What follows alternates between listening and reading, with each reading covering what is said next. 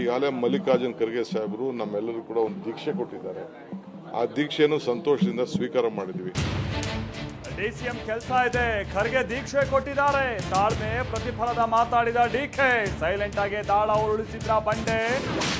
ನಾಯಕತ್ವ ಬದಲಾವಣೆ ಇಲ್ಲ, ಸಿದ್ದುಗೆ ರಾಹುಲ್ ಗಾಂಧಿ ಸಂದೇಶ. ಹೈಕಮಾಂಡ್ ನಡೆಯಿಂದಲೇ ಸಿಎಂಗೆ ಹೆಚ್ಚಿದ ವಿಶ್ವಾಸ.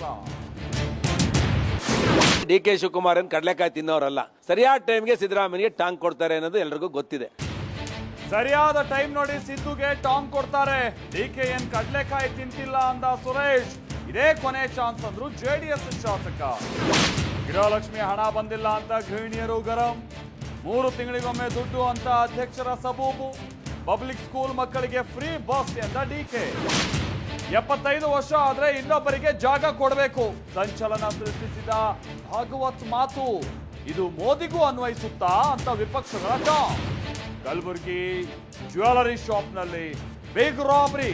ಮಾಲೀಕನ ಹಣೆಗೆ ಬಂದೂಕಿಟ್ಟು ಚಿನ್ನ ದರೋಡೆ. ವಿಜಯಪುರದಲ್ಲಿ ಬ್ಯಾಂಕ್ ದೋಚಿದವರು ಲಾಸ್. ಗ್ರಾಮಸ್ಥರಿಂದ ಮಗಳ ಚಾರಿತ್ರ್ಯ ವಧೆ. ಪುತ್ರಿಯನ್ನೇ ಗುಂಡಿಕ್ಕಿ ಕೊಂದ ರಾಕ್ಷಸ. ಹರಿಯಾಣದಲ್ಲೊಂದು ಹೃದಯ ವಿದ್ರಾವಕ ಘಟನೆ.